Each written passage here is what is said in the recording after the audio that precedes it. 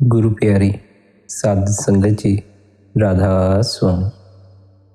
प्यारी साध संगत जी, दिन में जब भी समय मिले अवश्य ही भजन मंडली में बैठा करें, अवश्य ही ध्यान में बैठा करें।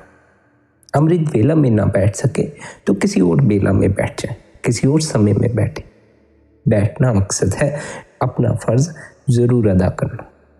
साथ ही यह भी स्मरण रखो कि यदि तुम भजन बंदगी की युक्ति भी ले लो, ध्यान की भी युक्ति ले लो, पर तुम्हारे भीतर परमात्मा के लिए कोई प्यास ना हो, अंतस में उतरने की कोई प्यास ना हो, सत्य को जानने की कोई प्यास ना हो, तो युक्ति लेकर भी तुम उस पर अमल ना कर पाओगे। जबरदस्ती ना तो तुम भजन बंदगी कर पाओगे, ना ही ध्यान कर पाओगे, और ना ही जबरदस्ती तुमसे कोई भजन बंदगी करवा सकता है या ध्यान करवा सकता है। तुम्हारी अपनी प्यास पर निर्भर करता है। जितनी गहरी तुम्हारी प्यास होगी, जितनी गहराई से तुम उस सत्य को पाने के लिए उत्सुक होगे, उतना ही तुम्हारा भजन बंदगी में दिल लगेगा, उतना ही तुम्हारा ध्यान में दिल लगेगा। भीतर कोई प्यास ना हो तो बंदगी भी तुम्हारे लिए बोझ से ज़्यादा ना रहेगी। फिर बंदगी भी करोगे तो बोझ ही लगेगी। ऐसा लगेगा जैसे जबरदस्ती करनी पड़ रही है। अब ले आए हो तो अमल करना पड़ रहा है। जब तक तुम्हारे भीतर प्यास नहीं है तब तक तुम यही कहोगे कि बंदगी में बैठते हैं, पर मन नहीं टिकता, मन भटकाता रहता है। तुम्हारी प्यास पर निर्भर करता है। अगर तुम्हें प्यास लगी हो तो तुम पानी पी ही लेना चाहोगे। प्यास लगी हो तभी पानी पीने में रस मालूम पड़ता है, तभी पानी पीने में तृप्ति मालूम पड़ती है। प्यास ही ना हो, तुम्हें कोई जबरदस्ती पानी पिलाता रहे तो तुम्हें पानी पीने में क्या आनंद आएगा। तुम्हें भूख ही ना हो, कोई जबरदस्ती तुम्हें खाना खिलाता रहे तो तुम्हें खाना खाने में क्या आनंद आएगा। उल्टी चिढ़ हो जाएगी। भीतर प्यास को जगाओ, उस मालिक के लिए प्यास को जगाओ, ताकि तुम्हें बंदगी में तृप्ति मालूम पड़े, बंदगी में रस आए। भीतर प्यास कैसे पैदा होगी, कैसे उस मालिक के प्रति भीतर प्यास पैदा हो कि तुम उसकी बंदगी में बैठो, ध्यान में बैठो। इस ओर थोड़ा ध्यान करें। प्यासे तो तुम सदा से हो। आत्मा निरंतर भीतर से उस परमात्मा की पुकार करती रहती है, पर तुम्हें अभी भीतर का कुछ पता नहीं, इसलिए तुम्हें ना तो आत्मा का कोई पता चलता है, ना उसकी प्यास का कोई पता चलता है। प्यासे हो तृप्त होने के लिए, आनंदित होने के लिए, पर प्यास आत्मा की है इसकी तुम्हें खबर नहीं। तुम अपनी प्यास को बाहर से जोड़ लेते हो, बाहर के जगत के साथ जुड़ाव में ले आते हो। प्यास उठती है भीतर, पर तुम बाहर के जल ढूंढने में लगे रहते हो। घाट घाट का पानी पीते हो, लेकिन फिर भी भीतर कोई तृप्ति नहीं आती, भीतर कोई आनंद नहीं आता। तृप्त होने की प्यास तुम्हारे भीतर से उठती है, पर तुम जब उसे तृप्त करने के लिए बाहर ही बाहर भटकने लग जाओ, जब तुम्हें यह भ्रम पकड़ ले कि शायद यह तृप्ति धन से होगी, पद से होगी, मकान से होगी, किसी व्यक्ति के मिलने पर होगी, तब तुम्हारी इस ओर कभी नजर ही नहीं जा पाती कि प्यास तुम्हारे भीतर उठी है, तुम्हारे भीतर की प्यास है। और भीतर की प्यास को बुझाना हो तो भीतर का जल ही तुम्हारे काम में आएगा। तुम बाहर के जल खोजते हो, तुम बाहर के तरीके खोजते हो अपने आप को तृप्त करने के लिए। कभी धन से तृप्त हो जाना चाहते हो, कभी किसी और ढंग से तृप्त हो जाना चाहते हो। सुख की प्यास, आनंद की प्यास उठती है तुम्हारे भीतर, पर तुम सुख बाहर ही खोजते रहते हो, आनंद बाहर ही खोजते रहते। प्यास कहाँ उठी है उसकी तुम्हें खबर न लग पाती है। प्यास तो सदा से तुम्हारे भीतर मौजूद है, और आत्मा की परमात्मा के प्रति प्यास है, पर तुम सोचते हो शायद धन की प्यास है, शायद पद की प्यास है, इसलिए तुम बाहर के जल की तरफ ही दौड़ते हो। भीतर के जल से चूक जाते हो, भीतर के अमृत से चूक जाते हो। भीतर का अमृत तभी उपलब्ध हो सकता है जब तुम्हें भीतर की प्यास का पता हो, भीतर की प्यास की खबर हो। जब यह खबर लग जाए कि प्यास तुम्हारे भीतर की है, तो यह भी खबर लग जाती है कि भीतर की प्यास को बाहर के जल से नहीं बुझाया जा सकता।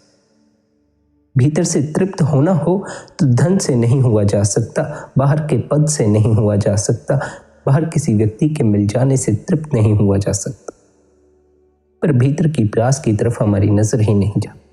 हम इस तरफ कभी नजर ही नहीं करते कि यह जो प्यास हमें उठती है तृप्त होने की, यह कहाँ उठती है, और इस प्यास को कैसे बुझाया जाए।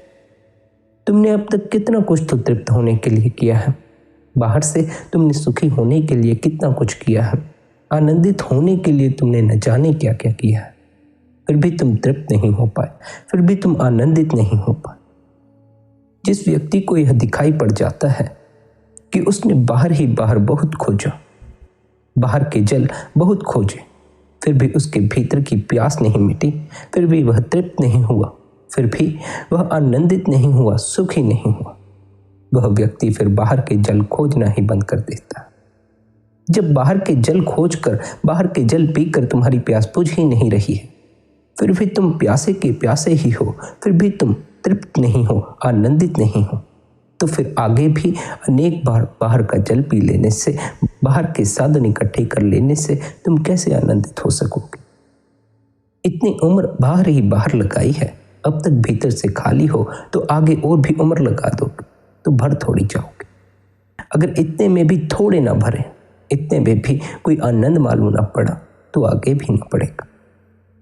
जिसे यह दिखाई पड़ जाता है कि बाहर के जल से उसकी प्यास नहीं बुझती है, बाहर के साधन इकट्ठे कर लेने से, बाहर रिश्ते बना लेने से, बाहर धन इकट्ठा कर लेने से उसके भीतर कोई तृप्ति नहीं आती, वह फिर बाहर की तरफ से अपनी नज़र मोड़कर भीतर की तरफ अपनी नज़र करने की ओर बढ़ता है। पहले तो वह यह देखता है कि यह प्यास उठ कहाँ रही है, किस चीज़ की उठ रही है। धन कमा कर देख लिया, प्यास ना बुझी। विवाह करा कर देख लिया, प्यास ना बुझी। पद के अधिकारी हो गए, प्यास ना बुझी। तो फिर अब क्या किया जाए, यह प्यास बुझे, तृप्ति आए, आनंद आए। उसकी दृष्टि फिर इस ओर हो जाती। फिर वह संतों की खोज में निकलता है और संतों के पास जाकर उस प्यास की खबर लेता है, जिसके कारण सब इकट्ठा करने के बावजूद भी वह तृप्त नहीं हो पा रहा है, उसकी प्यास नहीं बुझ पा रही है। घाट घाट का जल पीकर भी जिसकी प्यास नहीं बुझ पा रही है, वही संतों के पास यह जानने पहुंचता है, यह समझने पहुंचता है कि यह प्यास कौन सी है, किस लिए है और इसे मिटाने का उपाय क्या। संत उसे समझाते हैं कि यह प्यास आत्मा की प्यास है। जब तक आत्मा का परमात्मा से मिलाप न हो जाएगा, तुम्हारे भीतर यह प्यास उठती रहेगी और यह प्यास तुम्हें इस ढंग से महसूस होगी कि तुम्हें खाली खाली लगेगा। तुम्हें अपने आप में कोई तृप्ति मालूम ना पड़ेगी।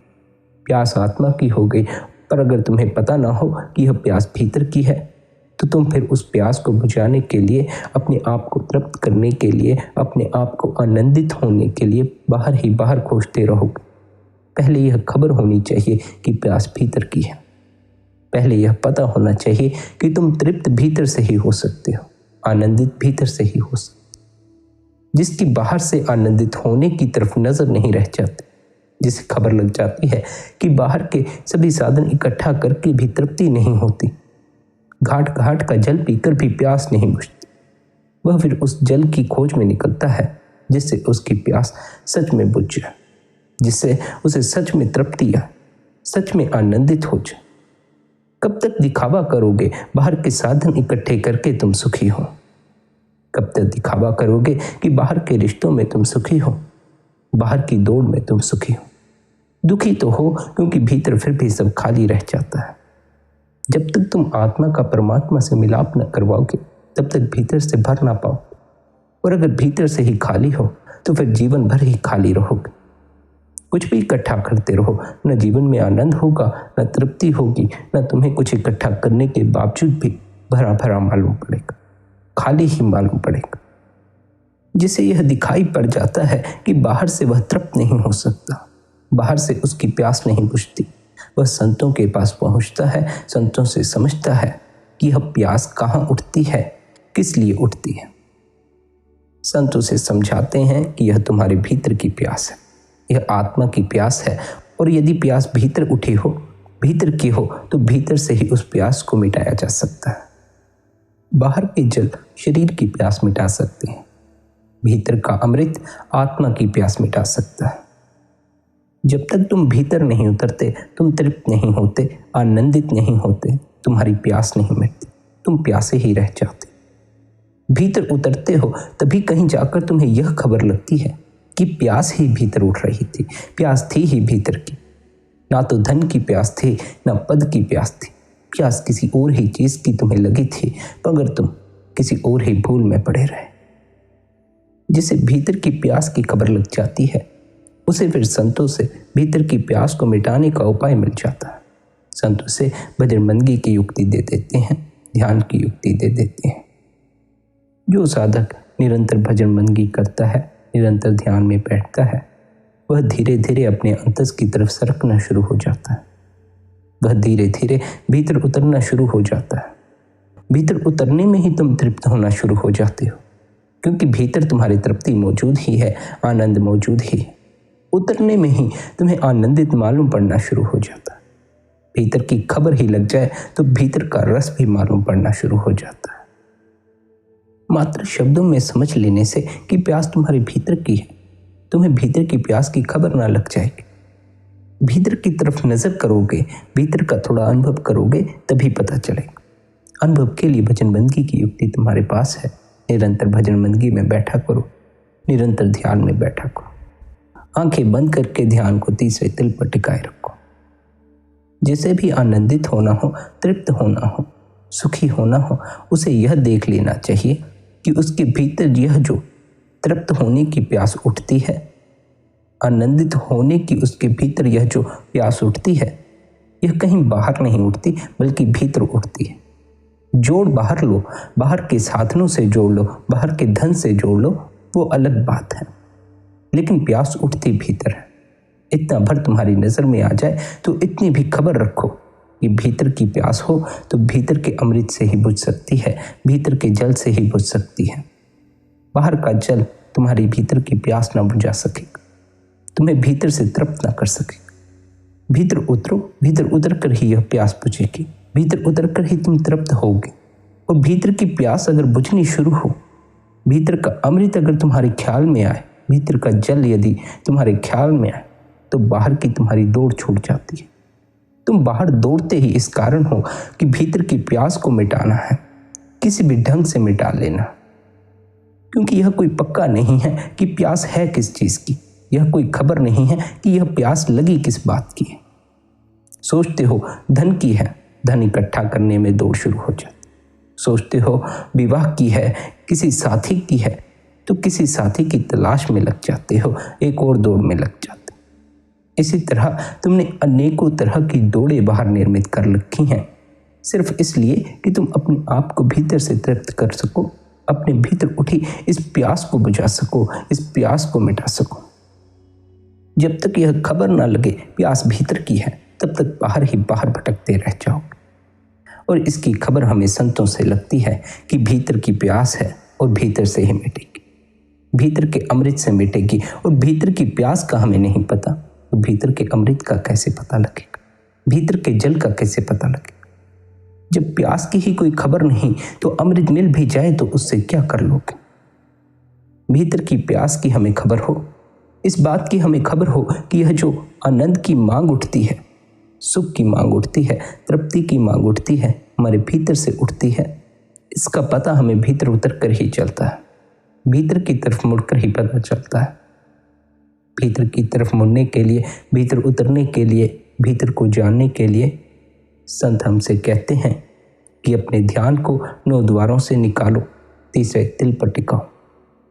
इंद्रियों में अपनी शक्ति व्यय करने के बजाय तीसरे तिल पर अपनी शक्ति को इकट्ठा करो। निरंतर ध्यान में बैठो, निरंतर भजनबंदगी में बैठो। हमें भीतर की खबर लग सके, इसके लिए संत हमें भजन सिमरन की युक्ति दे देते हैं।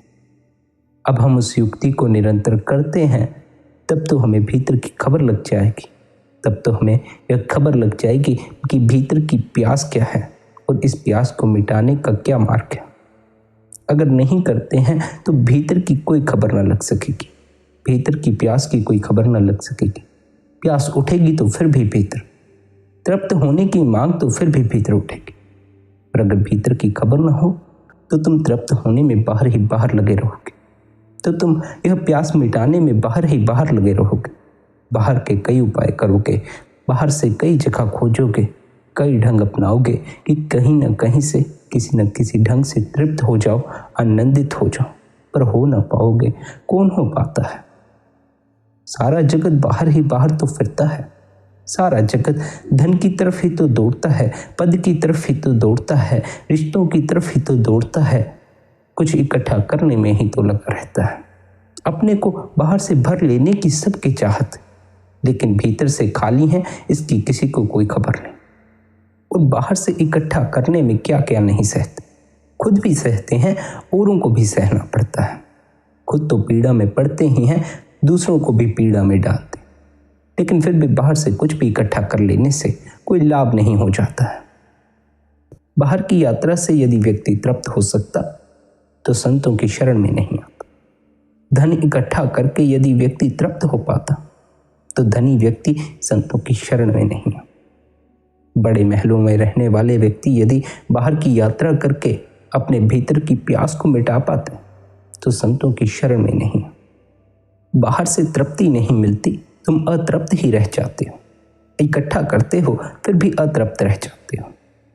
तुम सोचते हो कि यह कर लूं तृप्त हो जाऊंगा, करते हो नतीजा कुछ नहीं निकलता। बार बार करने के बावजूद, अनेकों प्रयासों के बावजूद तुम तृप्त नहीं होते, आनंदित नहीं होते, प्यासे के प्यासे रह जाते हो। इसलिए संतों की ओर रुख करना पड़ता है। पीड़ा बरकरार ही रहती है, कोई चैन मालूम नहीं पड़ता, इसलिए फिर परमात्मा की ओर रुख करना ही पड़ता है, संतों की शरण में जाना ही पड़ता है। भीतर से भी तृप्त हुआ जा सकता है, भीतर से भी आनंदित हुआ जा सकता है। इसकी खबर हमें तभी चलती है जब हम संतों की शरण में जाते हैं, वरना तो हम बाहर ही बाहर भटकते रहते हैं। और यह भी स्मरण रखो कि अगर अभी तुम्हें बाहर तृप्ति मालूम पड़ती है, अगर तुम्हें लगता है कि अभी तुम्हारे पास यह नहीं है, यह हासिल कर लोगे, उसके बाद तृप्ति तुम्हारे जीवन में आ जाएगी, तुम्हारी भीतर की प्यास मिट जाएगी, तो पहले वह कर लेना। परमात्मा की तरफ बाद में चलना, सद्गुरुओं की शरण में बाद में जाना। पहले तुम्हें जो जो लगता है, जो करके तुम तृप्त हो सकते हो, वह करके देख लेना। झूठी प्यास भीतर पैदा मत करते रहना। ऐसा ना हो कि भीतर तुम्हें कोई प्यास मालूम ना पड़े और तुम सद्गुरुओं के पास जाकर बैठ जाओ, फिर तुम सद्गुरु के पास बैठकर भी लाभ न उठा सको। भीतर की सच्ची प्यास की खबर तो तभी लगती है जब तुम्हें यह पता चल जाता है कि बाहर का कोई जल तुम्हें तृप्त नहीं कर पा रहा है। जब तक यह भ्रम है कि बाहर से तुम तृप्त हो सकते हो, तब तक भीतर की प्यास की भी खबर नहीं लगती। जिसे लगता हो बाहर से वह आनंदित हो सकता है। अभी धन नहीं है, धन इकट्ठा कर लेगा तो हो जाएगा, तो पहले वह बाहर ही बाहर भटक कर देगा।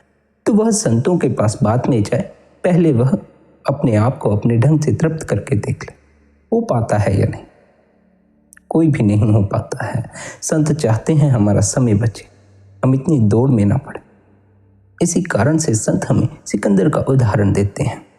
सिकंदर मरा और जिस राजधानी में मरा उसकी अर्थी निकाली गई, तो मरने के पहले उसने अपने मित्रों से कहा, मेरे दोनों हाथ अर्थी के बाहर लटकते रहने देना।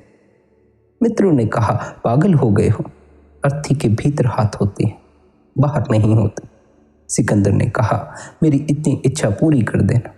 हालांकि जीवन में मेरी कोई इच्छा पूरी नहीं हो पाई, मरकर कम से कम तुम मेरी इतनी इच्छा पूरी कर देना कि मेरे दोनों हाथ बाहर लटकते रहने देना।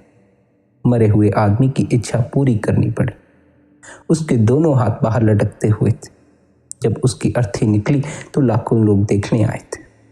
हर आदमी यही पूछने लगा कि अर्थी के बाहर हाथ क्यों लटकते हैं, कोई भूल चूक होगी होगी। सांझ होते होते लोगों को पता चला भूल नहीं हुई है। सिकंदर ने मरने के पहले कहा था कि मेरे हाथ बाहर लटकते रहने दें। जब मित्रों ने पूछा था क्यों, तो सिकंदर ने कहा था, मैं लोगों को दिखा देना चाहता हूँ कि मैं भी खाली हाथ जा रहा हूँ। जो पाने की कोशिश थी वह नहीं पा सका हूँ। सब इकट्ठा करके भी तृप्त नहीं हो सका हूँ। सब इकट्ठा करके भी हाथ खाली ही मालूम पड़ते हैं। मेरे दोनों हाथ खाली हैं, यह लोग देख लें और लोग सीख लें कि इतना इकट्ठा करके भी हाथ खाली रह जाते हैं। कुछ ऐसी संपदा खोज लेनी आवश्यक है जिसे खोजकर तुम तृप्त हो सको, जिसे खोजकर तुम खाली हाथ न लौटो। जहाँ हम सोचते हैं कि बाहर का सब इकट्ठा कर लेंगे तो तृप्त हो जाएंगे, वहीं सिकंदर ने सब इकट्ठा करके यह कहा कि मेरे हाथ अब भी खाली हैं, मैं खाली हाथ ही जा रहा हूँ। संत चाहते हैं हमारा समय बचे, इसलिए हमें जगाते हैं कि बाहर की दौड़ से बचो। जितना बाहर दौड़ोगे, जितना इस भूल में पड़ोगे कि बाहर से इकट्ठा करके तृप्त हो जाओगे, उतना ही जीवन में तनाव ले आओगे, उतना ही खाम खाम भागोगे, रहोगे फिर भी खालिया। क्योंकि खालीपन तुम्हारे भीतर का है। अगर तुम्हें रिक्त महसूस होगा, खाली महसूस होगा, तो भीतर से होगा। भीतर के खालीपन को भरना होगा, भीतर की प्यास को तृप्त करना होगा। बाहर से तृप्त करने में लगे रहो, इकट्ठा करने में लगे रहो, तो तुम्हें भी आखिर में यही कहना पड़ेगा कि मेरे हाथ खाली रह गए। पर अगर तुम्हें फिर भी लगता हो कि बाहर से तुम आनंदित हो सकते हो, किसी पद के अधिकारी होकर तुम्हारे जीवन में सुख आ जाएगा, तुम तृप्त हो जाओगे, अभी तुम्हारी कोई इच्छा पूरी नहीं हुई है, इसलिए अतृप्ति मालूम होती है, तो उस ओर दौड़ कर देख लो, पहले वही करके देख लो। संतों के पास बाद में चले जाना, भजन की युक्ति बाद में ले लेना, ध्यान बाद में कर लेना, पहले बाहर ही भटक कर देख लो। इतनी जल्दी भी क्या है, बाहर भटक कर भी भीतर की ओर ही मुड़ना पड़ेगा। जितना भी बाहर इकट्ठा करते जाओ, अंतिम में यही निर्णय निकलता है संसार को भोगने का, बाहर से सब इकट्ठा करने का, कि बाहर से कुछ नहीं मिलता, बाहर से कोई तृप्ति नहीं आती, बाहर का सब इकट्ठा करने से भी भीतर का खालीपन दूर नहीं होता। बाहर का जितना इकट्ठा करने में लगोगे, उतनी ही भीतर और प्यास बढ़ेगी, फिर और धन की मांग करोगे, क्योंकि प्यास आत्मा की है। उसे तुम मिटाने के लिए भजन बंदी ना करोगे, ध्यान ना करोगे, उस प्यास को मिटाने के लिए तुम कुछ ना करोगे, भीतर ना उतरोगे। आत्मा की प्यास को धन की प्यास समझ बैठोगे, पद की प्यास समझ बैठोगे, किसी अन्य साधन या किसी व्यक्ति की प्यास समझ बैठोगे, तो बाहर तो तुम इकट्ठा करते चले जाओगे, पर भीतर प्यास दुगनी होती चली जाएगी। तुम जब तक भीतर की प्यास को मिटाओगे नहीं, तब तक भीतर की प्यास तो दुगनी होगी ही। और अगर तुम उसे जिंदगी भर ना मिटाओ, और अगर तुम जिंदगी भर भीतर की प्यास बुझाने के लिए कोई उपाय ना करो, तो भीतर की प्यास जिंदगी भर दुगनी होती चली जाएगी। जब तक प्यासे हो तब तक गला सूखेगा ही, जब तक प्यासे हो तब तक बेचैनी मालूम पड़ेगी। आत्मा की प्यास दुगनी होती चली जाती है, पर हमारी नजर धन पर ही अटकी रह जाती है, पद पर ही अटकी रह जाती है, बाहर के जगत पर ही अटकी रह जाती है। प्यास आत्मा की दुगनी होती चली जाती है, पर व्यक्ति इस भूल में पड़ा रहता है कि शायद धन और चाहिए, धन और अधिक इकट्ठा करना होगा, पद और ऊंचा रखना होगा। प्यास भीतर की दुगनी होती है, प्रयास बाहर किए जाते हैं, क्योंकि भीतर की प्यास की खबर ही नहीं, यह खबर ही नहीं है कि प्यास उठी कहाँ, बुझेगी कैसे, क्या उपाय किया जाए कि तुम्हें तृप्ति आए। तुम बाहर के सभी उपाय करके देख लो, तृप्त न हो सकोगे। तुम्हें कोई भी नहीं रोकता कि तुम बाहर संसार में मत भटको, संसार के भोग मत भोगो। भोगो अगर तुम्हें भोगने हैं। अगर तुम्हें संसार में ही रस आता है तो संसार में ही उलझ जाओ, संसार की तरफ ही पूरी तरह चले जाओ। पूरी तरह चले जाओगे तो यह नतीजा तुम्हारे सामने अपने आप निकल आएगा कि संसार को हासिल कर लेने से भी तुम तृप्त नहीं होते, भीतर प्यास बनी ही रहती है। जब तक तुम तृप्त ही नहीं हुए हो, जीवन में आनंदित ही नहीं हुए हो, तब तक तुम्हें कुछ भी मिलता रहे तुम फिर उदास होते रहोगे, फिर तुम्हारे भीतर सूखा पड़ता रहेगा, फिर तुम्हें जीवन में कोई आनंद मालूम नहीं पड़ेगा। तुम इतनी लंबी दौड़ में ना पड़ो, इतना बाहर ना भटको, बाहर इतना जानने के लिए ना निकलो कि बाहर से इकट्ठा करके तृप्ति नहीं होती। इसके लिए संत हमें सिकंदर का उदाहरण दे देते हैं, जिसने सब इकट्ठा करके भी मरते वक्त यह कहा कि मेरे हाथ खाली हैं। तुम बाहर की दौड़ में इतना ना पड़ सको, इस कारण से संत हमें महात्मा बुद्ध का उदाहरण दे देते हैं, जिनके पास सब था फिर भी वे तृप्त न हुए, इसलिए तृप्त होने के लिए सब छोड़ दिए, आनंदित होने के लिए सब छोड़ दिए। मात्र तुम्हें दौड़ से बचाने के लिए, इतने बोझ से बचाने के लिए संत तुम्हें पहले जगाते हैं, वरना तो तुम खुद भी अगर संसार में भटको तो तुम्हारे सामने यही निर्णय निकल कर आएगा कि बाहर के भोग भोग कर कुछ भी हासिल नहीं होता। संत तुम्हें चेताते हैं कि भीतर उतर जाओ, आनंदित हो जाओगे, तृप्त हो जाओगे। जितना दौड़ रहे हो बाहर, इसी कारण से दौड़ रहे हो कि तृप्ति जीवन में आई नहीं, आनंद जीवन में आया नहीं। इकट्ठा करते रहे हो, फिर इकट्ठा करते रहे हो, फिर भी कुछ ना बना, फिर भी भीतर कोई आनंद मालूम नहीं पड़ता, कोई तृप्ति मालूम नहीं पड़ती। फिर भी ऐसा ही लगता है कि अभी और चाहिए, कुछ और चाहिए। यह वह नहीं है जो तुम्हें चाहिए था, यह वह नहीं है जिससे तुम तृप्त हो जाओ, या फिर यह कम है इसलिए तुम तृप्त नहीं हो पाए। फिर और या अधिक की मांग बढ़नी शुरू हो जाती है। एक बार तुम और या अधिक के चक्कर में पड़ गए तो फिर सारा जीवन ही तुम्हारा यात्रा बन जाएगा, दौड़ बन जाएगा। बाहर ही बाहर भटकते रह जाओगे, बाहर ही बाहर इकट्ठा करने में लगे रहो। संत चिताते हैं, संत याद दिलाते हैं कि भीतर की तरफ रुख करो। संत यह चाहते हैं कि हम इतनी दौड़ से बचें, इतने भार को इकट्ठा ना करें, इस भूल में ना रहें कि बाहर से इकट्ठा करके हम तृप्त हो जाएंगे, आनंदित हो जाएंगे। संत हमें याद दिलाते हैं कि आनंद तुम्हारे भीतर की उपलब्धि है, सुख तुम्हारे भीतर की उपलब्धि है, तृप्ति तुम्हारे भीतर की उपलब्धि है। वह अमृत जो तुम्हारे भीतर की प्यास को मिटाता है वह तुम्हारे भीतर है। वह प्यास जो तुम्हें बाहर ही बाहर भटकाती है वह असल में भीतर उठी प्यास। भीतर उठी प्यास भीतर से ही मिटाई जा सकती है। भीतर उठी प्यास बाहर के किसी जल द्वारा नहीं बुझाई जा सकती, बल्कि भीतर के अमृत से ही बुझाई जा सकती है। यदि भीतर तृप्त होने की आकांक्षा है तो बाहर के साधनों से तृप्ति नहीं हो सकती, भीतर से ही हो सकती है। यदि भीतर तुम्हारी काम उठता है तो उसका इलाज बाहर से नहीं हो सकता, भीतर से ही हो सकता है। तुम्हारे भीतर क्रोध उठता है तो उसका इलाज बाहर से नहीं हो सकता है, भीतर उतर कर ही हो सकता है। उसी प्रकार तुम्हारे भीतर की प्यास है, भीतर से ही इसको तुम तृप्त कर पाओगे, भीतर से ही इस प्यास को तुम बुझा सकते हो। बाहर के मार्गों से, बाहर के उपायों से भीतर की प्यास नहीं मिटती। बाहर के कितने भी उपाय करते रहो तुम्हारी भीतर की प्यास दुगनी होती चली जाएगी, क्योंकि तुम इस तरफ कभी नजर ही ना कर पाओगे कि प्यास अभी भी भीतर मौजूद है। तुम बाहर के साधन इकट्ठे करने में जब लगोगे तो यह तुम्हें भ्रम बना रहेगा कि शायद यह जो तुम इकट्ठा कर रहे हो इससे तुम्हारी प्यास बुझ रही है, पर नहीं, तुम्हारी भीतर की प्यास और दुगनी होती चली जाती है। भीतर की प्यास तो केवल भीतर के अमृत से ही मिटती है, भीतर के नाम से ही मिटती है। उसकी लज्जत अगर भीतर आ जाए तो भीतर से तृप्ति भी मालूम पड़नी शुरू हो जाती है। नाम की लज्जत ही भीतर ना आए तो तृप्ति तुम्हें कैसे मालूम पड़े? वही तो अमृत है जो तुम्हारी प्यास को मिटाता है, जो तुम्हें आनंदित करता है, जो तुम्हें सुख में पहुंचाता है।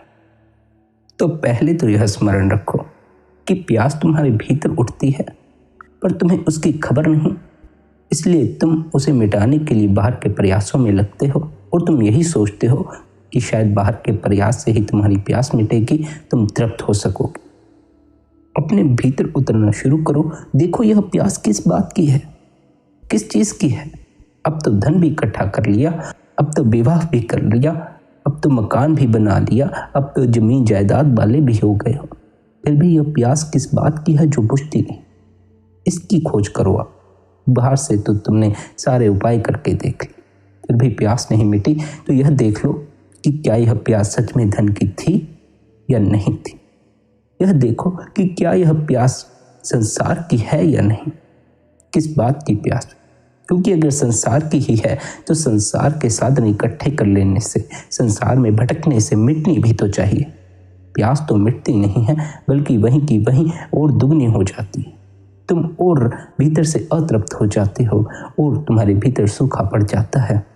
तुम्हें और भी ज़्यादा भीतर अपने आनंद की चाहत बढ़ने लग जाती है। जरा इस ओर गौर करके देखो कि यह प्यास किस बात की है, क्यों उठी है, आखिर इसे मिटाने का उपाय क्या है। बाहर के तुम्हारे सभी उपाय विफल हो गए हों, तभी तुम भीतर उठी इस प्यास को मिटाने के लिए भीतर का कोई उपाय खोजते हो, भीतर के अमृत की खोज करते हो जो तुम्हारी भीतर की प्यास मिटा सके।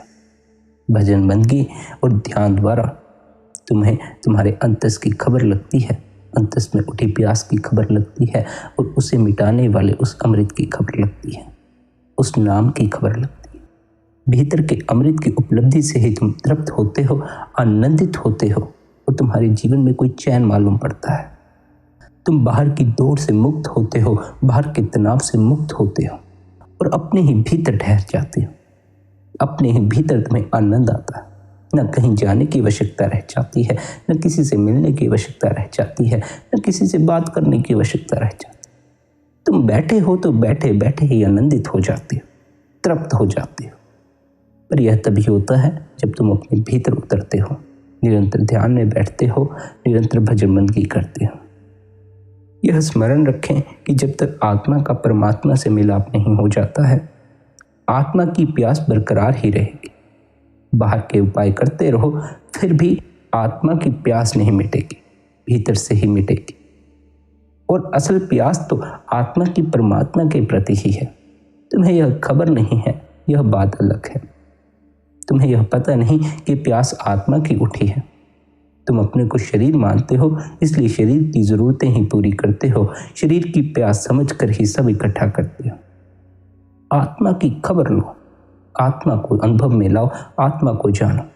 भजन बंदगी और ध्यान द्वारा तुम अपनी आत्मा का अनुभव करते हो। आत्मा का जब परमात्मा से मिलाप होगा, तभी तुम्हारे भीतर तृप्ति आएगी, तुम्हारे भीतर की यह प्यास मिटेगी और तुम्हारे जीवन में आनंद आएगा। प्यारी साध संगत जी, आप चैनल पर मौजूद पुराने सत्संग भी सुन सकते हैं।